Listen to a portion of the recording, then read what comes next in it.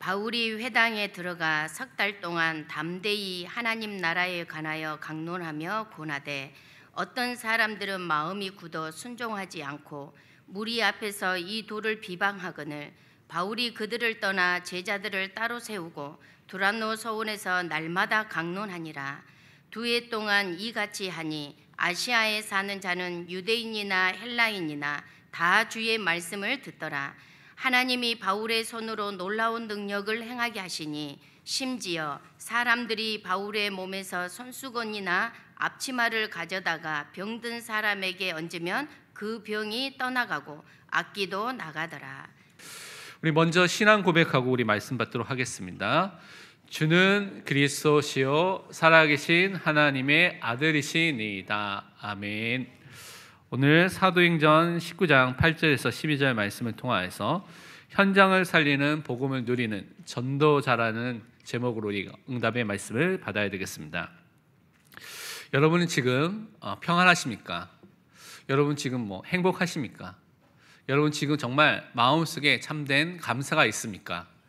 우리 인생에 우리가 정말 점검해야 될 중요한 질문 중에 하나입니다. 현실을 보면 우리 인생에 너무나 무거운 짐과 같은 어려움도 있고요, 문제도 있고 사건도 있을 수 있습니다. 뭔가 여러분이 열심히 해결하려고 했는데 해결되지 않아서 그 실타래가 더 꼬여버린 것처럼 보이는 문제도 있을 수 있습니다. 그런데 이 모든 것들을 여러분 지금 하나님께 맡기시기를 바랍니다.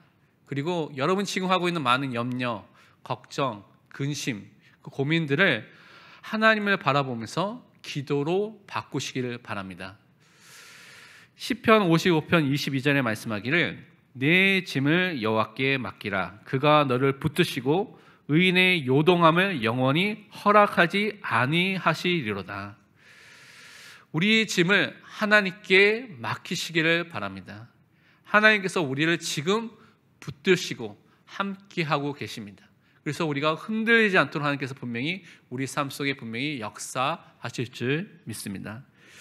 여러분은 하나님이 붙드시는 하나님의 자녀라는 것을 항상 잊지 말고 우리가 현장에 들어가야 되겠습니다. 이번 주 특별 새벽 기도를 좀 인도하면서 일주일 동안 인도하면서 여호수아 말씀을 통하여서 하나님 주신 은혜와 축복을 또한 전달하게 되었고요.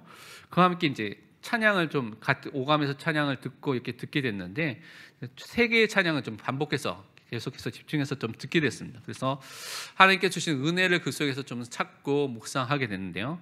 그 중에 하나가 주가 일하시네라는 찬양이 있습니다. 그래서 정말 주가 일하시고 계시구나라는 것들을 확인하는 그 믿음이 제 안에 좀 생기게 됐습니다.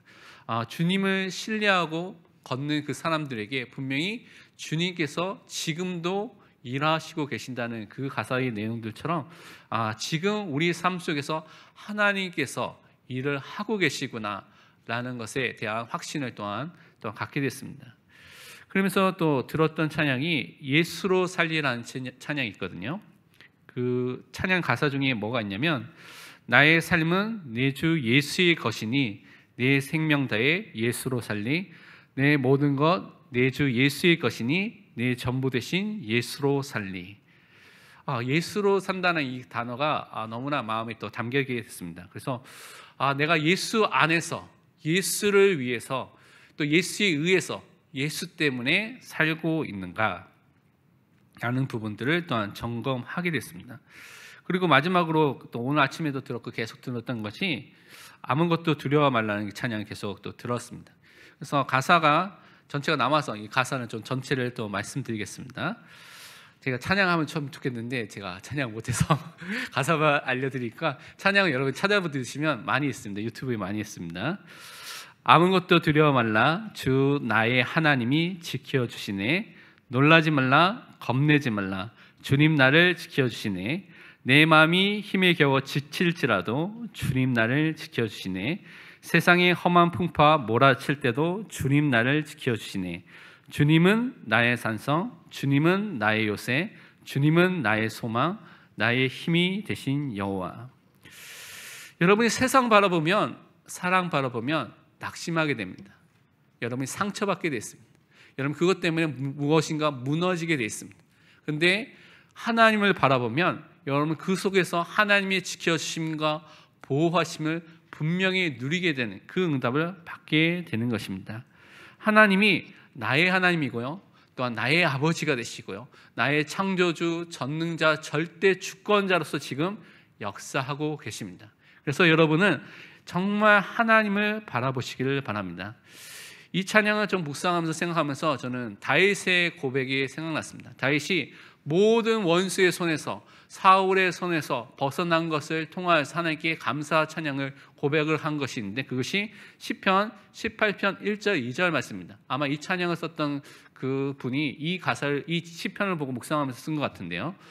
시편 18편 1절 2절에 말씀하기를 나의 힘이신 여호와여 내가 주를 사랑하나이다. 여호와는 나의 반석이시요 나의 요새시요 나를 건지시는 이시요 나의 하나님이시요 내가 그 안에 피할 나의 바위시요 나의 방패시요 나의 구원의 뿌리시요 나의 산성이시로다. 진짜 하나님만이 여러분을 도울 수 있는 분이십니다. 하나님만이 여러분이 피할 수 있는 분이십니다. 그래서 여러분은 다른 것이 아니라 오직 하나님만을 붙잡으시기를 바랍니다. 여러분의 삶 속에 분명히 역사하신 하나님의 역사가 있습니다. 그 은혜가 있습니다. 그것을 다윗같이 너무나 뛰어난 글이 아니지만 여러분이 한번 기록해 보시고 그것을 통하여서 하나님께 또한 감사하시기를 바랍니다. 오늘 예배를 통해서 우리는 개인이 살아나고 가정이 살아나고 교회와 또한 현장을 살리신 이 오직 예수 그리스도의 복음을 붙잡고 하나님의 은혜 속에서 승리하는 그 응답을 다시 한번 확인하고 현장에 들어가야 되겠습니다. 본론은 우리가 첫 번째 생각해야 될 것이 무엇이냐면 현장에, 우리 현실에 있는 문제와 상황에 속지 마시기를 바랍니다. 오늘 9절에 보니까 이렇게 말씀하고 있습니다. 어떤 사람들은 마음이 굳어 순종하지 않고 무리 앞에서 이 도를 비방하거늘이라고 앞부분에 설명하고 있습니다. 여러분이 현장 속에 복음을 딱 받고 은혜를 받고 현장에 딱 들어가서 이 복음에 대해서 얘기하고 하려고 하면 분명히 복음을 반대하는 자들이 있습니다. 그런데 그 사람들을 여러분은 두려워하지 마시기를 바랍니다. 우리 현장 속에 드러나게 여러분의 가정과 가문과 직장과 학교와 지역에 드러나게 복음을 부정하고 핍박하는 사람들이 분명히 있습니다. 이것을 무서워하지 말고 당연한 것이라고 우선 먼저 생각하시길 바랍니다. 시편 56편 4절에는 말씀하기를 내가 하나님을 의지하고 그 말씀을 찬송하올지라 내가 하나님을 의지하였은즉 두려워하지 아니하리니 혈육을 가진 사람이 내게 어찌하리이까. 여러분은 하나님을 믿는 믿음의 사람입니다. 하나님을 의지한 하나님의 자녀입니다. 그래서 여러분은 현장 속에 사람을 바라보는 것이 아니라 하나님 나라의 백성으로서 여러분은 그 은혜와 그 축복을 갖고 그 현장에 서서 하나님의 이 복음을 증거하는 전도자로 서 있는 것입니다. 그렇기 때문에 복음을 부정하고 복음에 대해서 반대하고 복음에 대한 핍박과 박해가 당연히 있을 거라고 먼저 생각하고 두려워하지 마시기를 바랍니다. 왜냐? 하나님께서 여러분과 함께 하시고요, 하나님께서 그 사람들에 대해서 하나님께서 그 사람들에 대한 심판을 행하신다고 분명히 말씀해 주셨습니다. 그래서 믿음으로 하나님만을 의지하는 믿음의 사람으로 서시기를 바랍니다. 사람을 두려워하지 말고요, 그 사람의 생명을 주관하시는 하나님을 두려워하고 하나님을 경외하고 그 하나님만을 의지하고 바라보시기를 바랍니다. 사도 야고보를 죽이고요, 베드로를 죽이려고 감옥에 가둔 왕이 있습니다. 그것이 헤롯 왕이라고 사도행전 12장에 나와 있죠. 그 왕의 권세로 이렇게 일을 하니까 얼마나 무섭겠습니까? 두렵겠습니까? 그런데 그 헤롯 왕의 그 목숨을, 그 생명을 누가 주관하고 있습니까? 하나님이 주관하고 있습니다. 초대교회가 함께 모여서 기도했을 때 하나님께서는 천사를 보내서 베드로를 그 감옥에서 건져내 주시고요, 또한 천사를 보내서 헤롯을 치니까 충이 먹어서 죽게 되는 심판을 하나님께서 행하셨습니다. 그래서 우리는 생사화복의 주관자 되신 그 하나님을 믿고 의지하는 하나님의 사람으로 서시기를 바랍니다. 또한 우리 현장에 가면요, 여러 가지 질병과 병과 또 악기 들린 고통과 재앙이 임한 현장들이 있습니다. 그러니까 우리가 있는 그 현장들이 영적으로 보면 사각지대와 재앙지대로 변한 그 고통의 현장이 있습니다. 그것을 여러분이 바르게 보일 수 있는 영안이 열려야 되겠습니다. 오늘 11절 12절 보면 하나님이 바울의 손으로 놀라운 능력을 행하게 하시니 심지어 사람들이 바울의 몸에서 손수건이나 앞치마를 가져다가 병든 사람에게 얹으면 그 병이 떠나고 악기도 나가더라. 현장에 병의 문제 때문에, 악기의 문제 때문에 고통당하는 사람이 있다고 성경은 말하고 있습니다. 눈에 보이게 화려하게 보이는 많은 것들이 있을 수 있습니다. 그런데 이 화려하게 보이는 현장의 문제에 여러분 속지 마시기를 바랍니다. 조금만 자세히 보면 그 속에 고통과 저주와 재앙이 임한 현장이라는 것이 우리 눈에 보여지게 되는 것입니다.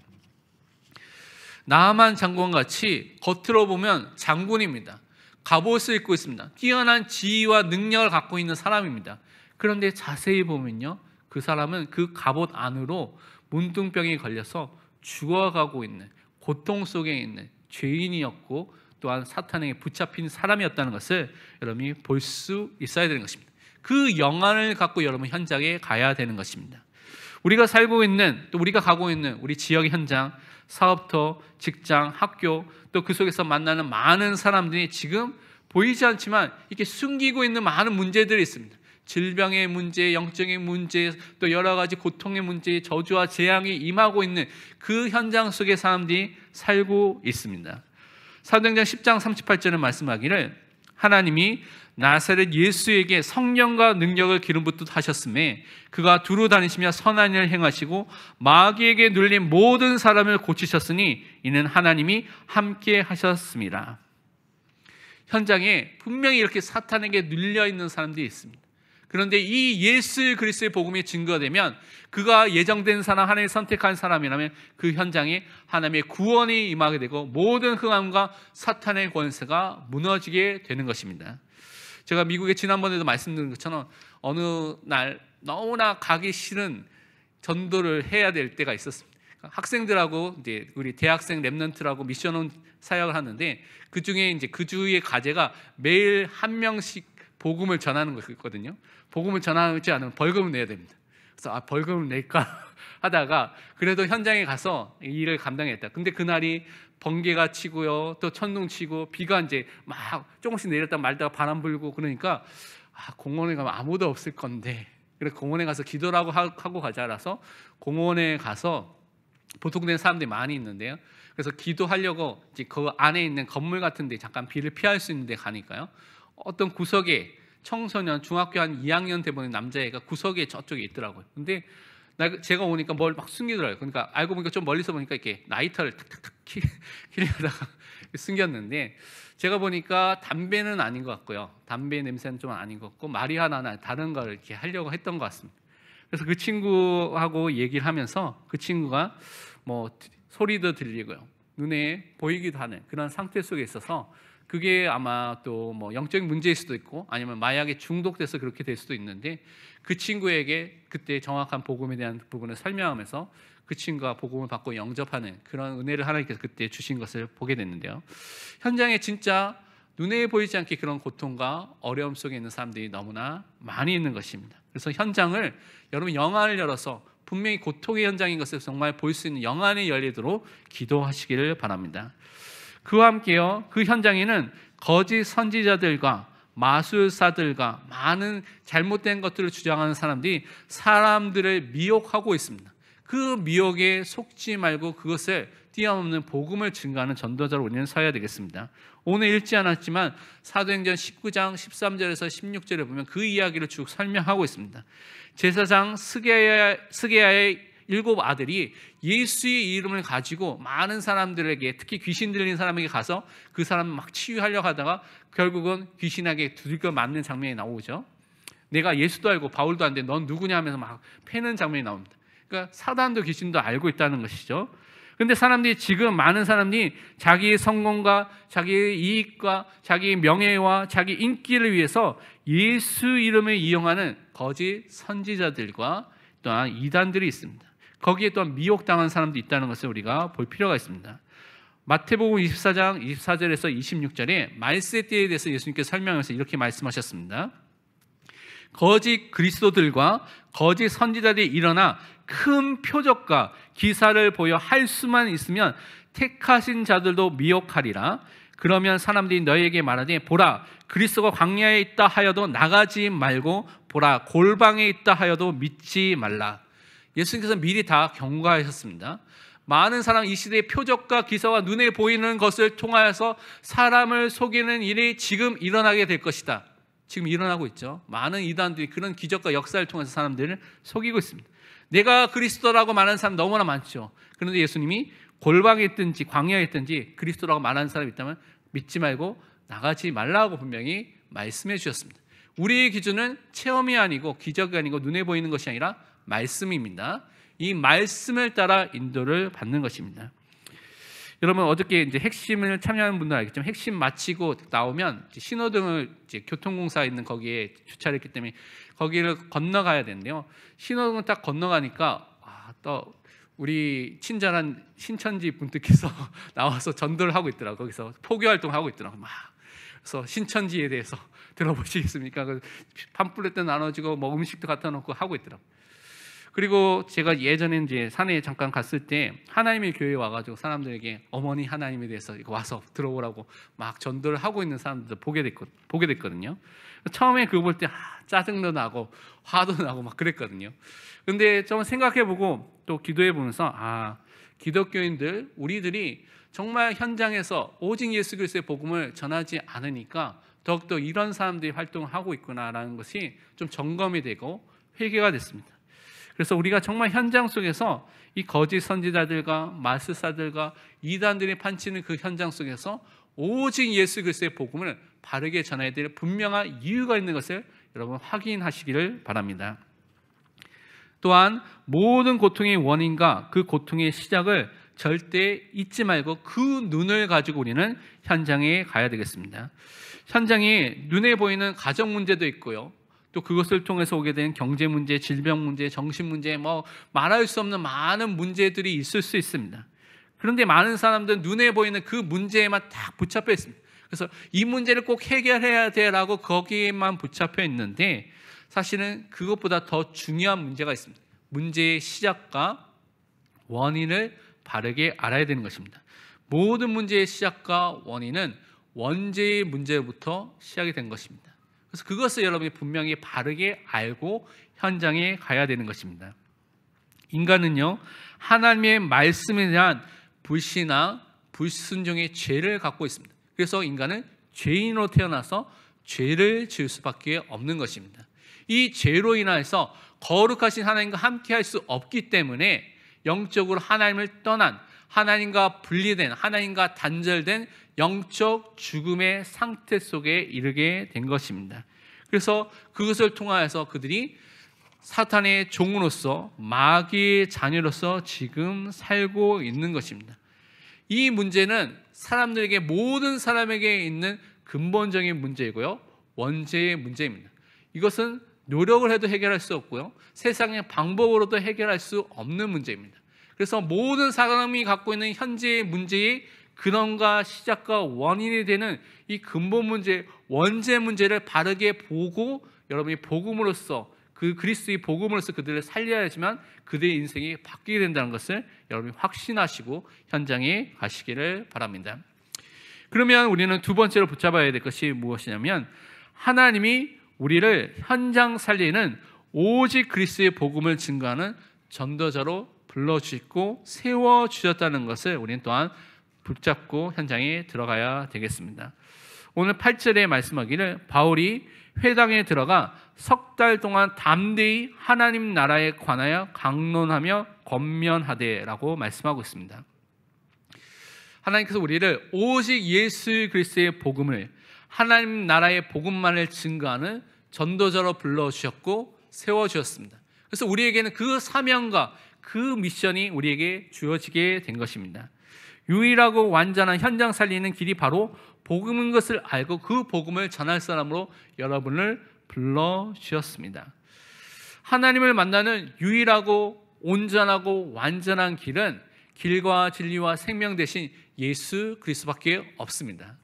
우리에게는 과거, 현재, 미래 모든 죄, 원죄의 문제와 이 자범죄의 문제, 도저히 해결할 수 없는 이 죄의 문제를 영원히 완전히 단번에 해결하신 분은 십자가에서 죽으신 예수 그리스도밖에 없습니다. 그 그리스도를 통하여서만 완전한 속죄, 영원한 속죄가 우리에게 주어지게 되는 것입니다. 또한 예수 그리스도는요, 모든 사탄의 일을 멸하시고 승리하여서 우리에게 참 자유와 참 해방을 주신 만왕의 왕, 만주의 주가 되십니다. 우리가 갖고 있는 이 복음의 내용, 이 축복을 그래서 우리는 성경을 통하여서 계속해서 증거해야 되고, 성경을 통해서 그것을 또한 증언하는, 증명하는 전도자로 우리를 불러주셨습니다. 하나님의 말씀인 성경을 통해서 예언된 그리스도가 바로 예수님이다라는 것을 정확하게, 명확하게 증거하는 전도자로 우리를 불러주셨습니다. 그렇기 때문에 여러분은 무엇보다 성경을 잘 알아야 됩니다. 성경을 읽어야 됩니다. 성경을 묵상해야 됩니다. 말씀이 우리의 삶의 기준이 되어야 될 줄 믿습니다. 그래서 성경의 전문자로서서 현장에서 예수 그리스도만을 증거하는, 선포하는 전도자의 축복을 누려야 되겠습니다. 사도행전 18장 5절에 말씀하기를 실라와 디모데가 마게도냐로부터 내려오매 바울이 하나님의 말씀에 붙잡혀 유대인들에게 예수는 그리스도라 밝히 증언하니. 바울같이 우리가 하나님의 말씀에 붙잡히게 된 사람이 되어야 됩니다.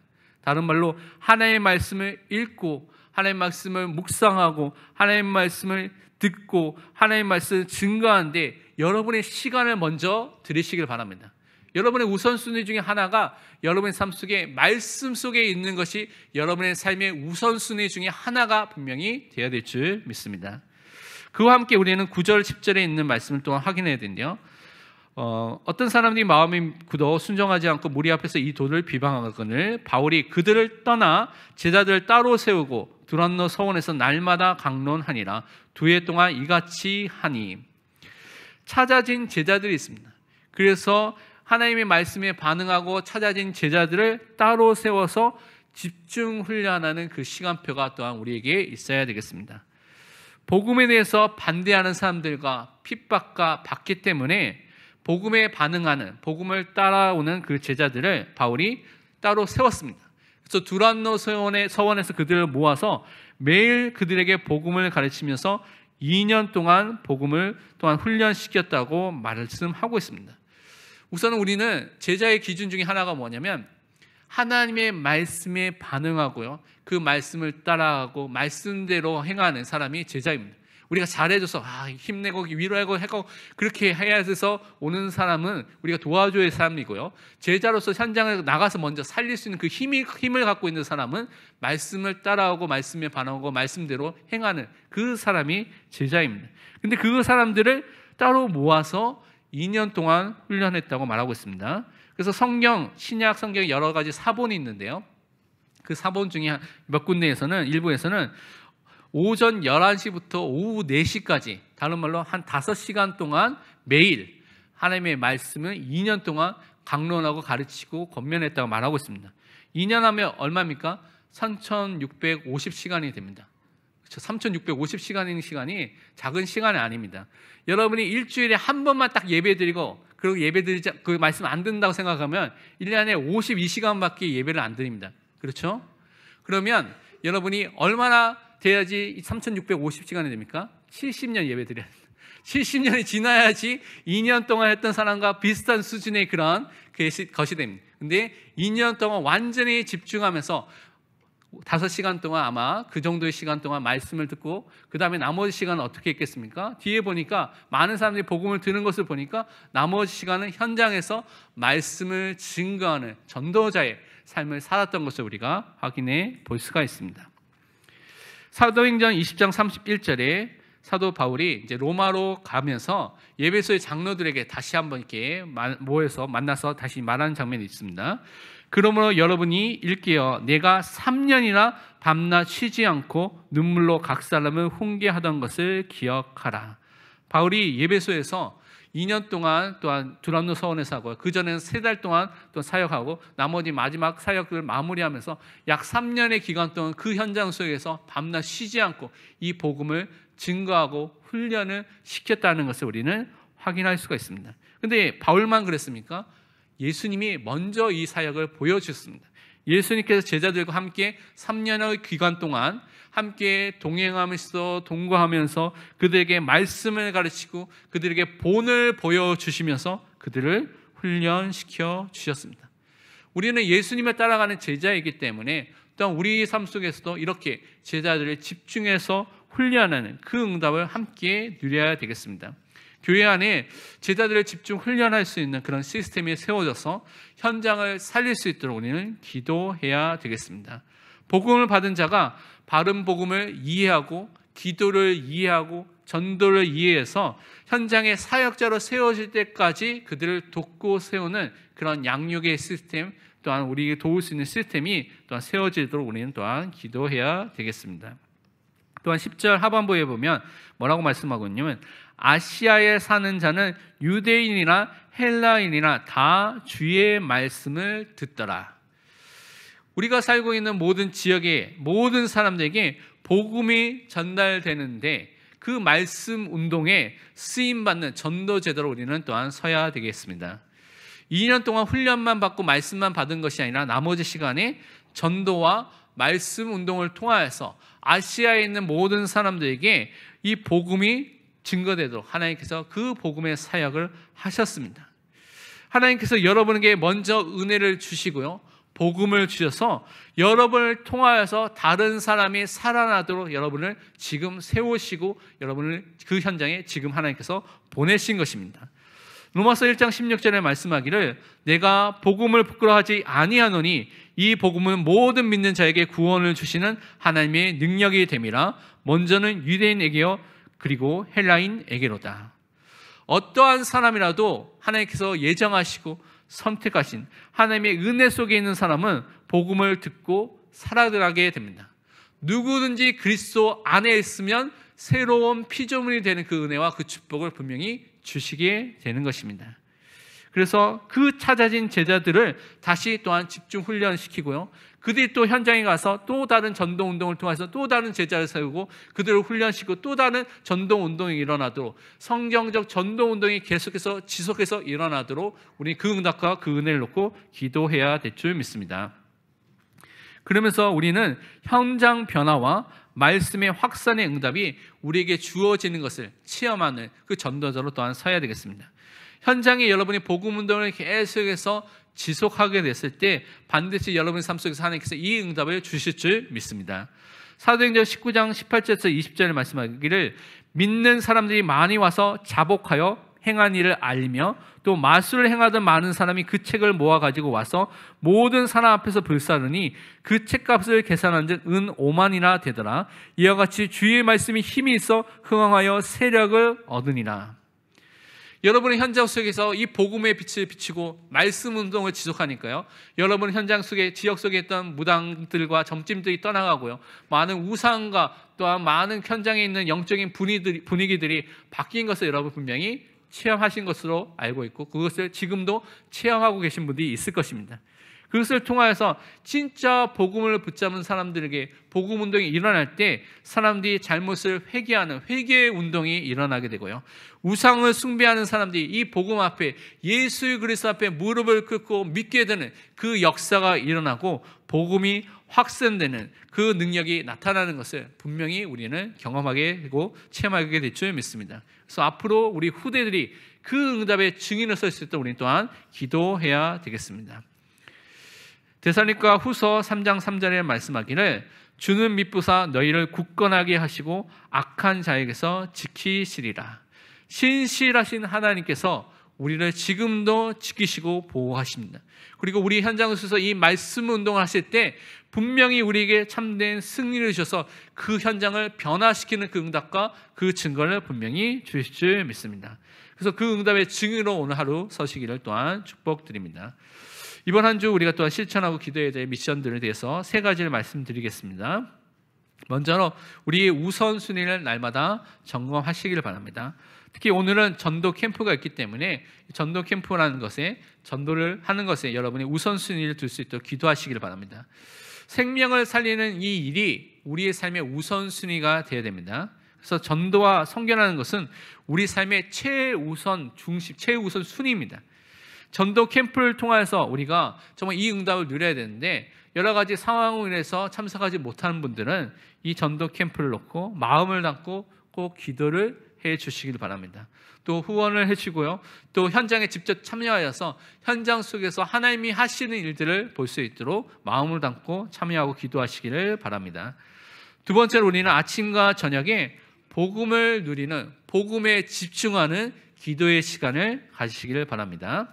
고린도전서 15장 31절에 보니까, 형제들아 내가 그리스도 예수 우리 주 안에서 가진 바 너희에 대한 나의 자랑을 두고 단언하노니 나는 날마다 죽노라.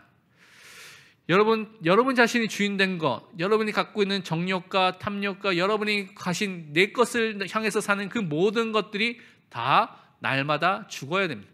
내 것이 아니라 날마다 그리스도가 주인되고 그리스도가 왕으로서 우리 교회의 머리로서 역사하시는 것을 체험하는 그 매일매일 하루하루가 되어야 될 줄 믿습니다. 예수 그리스도가 나의 구원자, 나의 중보자, 나의 주인된 것을 날마다 확인하고요, 날마다 고백하면서 복음에 집중하는, 복음을 묵상하는 기도의 시간을 가지시기를 바랍니다. 강단을 통해서 주신 말씀과 성경 구절, 특히 여러분 읽고 쓰고 묵상하고 암송하시기 바라고요. 또 구원의 길에 나오고 있는 그 성경 말씀을 읽고 묵상하고 쓰시면서 여러분이 복음에 집중하는, 복음을 누리는 기도 속에 들어가시기를 바랍니다. 마지막으로, 문제와 사건 속에 감추어진 하나님의 일을 말씀을 통하여서 붙잡으시기를 바랍니다. 문제와 사건이 생기면 보통 우리는 자연스럽게 그냥 우리 안에 익숙하게 자동적으로 낙심하거나 아니면 염려하거나 해결 방법을 찾거나 걱정하게 되어 있습니다. 그것이 여러분의 안에 이미 딱 새겨진 여러분만의 방법입니다. 그런데 이것을 바꿔야 됩니다. 말씀으로 돌아가서, 강단 말씀으로 돌아가서 하나님의 뜻이 무엇인지, 하나님의 계획이 무엇인지 물어보고 말씀을 듣거나, 여러분 말씀의 녹취록을 읽어보면서 그것을 통해서 하나님의 뜻과 계획을 찾으시기를 바랍니다. 그리고 그것을 붙잡고 기도를 하시기를 바랍니다. 요한복음 9장 3절에 말씀하기를, 예수께서 대답하시되 이 사람이나 그 부모의 죄로 인한 것이 아니라 그에게서 하나님이 하시는 일을 나타내고자 하심이다. 정말 우리에게 뭐 질병의 문제가 있습니까? 해결할 수 있는 문제가 있습니까? 근데 그 속에 하나님이 하시고자 하는 일이 있습니다. 그래서 문제 속에 속지 마시고 하나님이 하실 뜻과 계획과 일이 분명하기 때문에 말씀 속에 찾고 그것을 놓고 기도하시기를 바랍니다. 그래서 하나님이 하실 일들을 통해서 인도받는 오늘 하루가 되시기를 축원드립니다. 기도하겠습니다. 하나님 아버지, 참 감사합니다. 현장을 살리는 오직 예수 그리스도의 복음을 주신 그 은혜에 너무나 감사드립니다. 우리가 현장을 사실적으로 볼 수 있는 복음의 눈이 열리게 하여 주시고, 그 현장 속에 오직 예수 그리스도의 복음만을 증거하는 전도자의 삶을 살 수 있도록 축복하여 주옵소서. 오늘 캠프를 통해서 그것을 확인하는 응답의 시간 되게 하여 주옵소서. 살아계신 예수 그리스도의 이름으로 기도합니다. 아멘.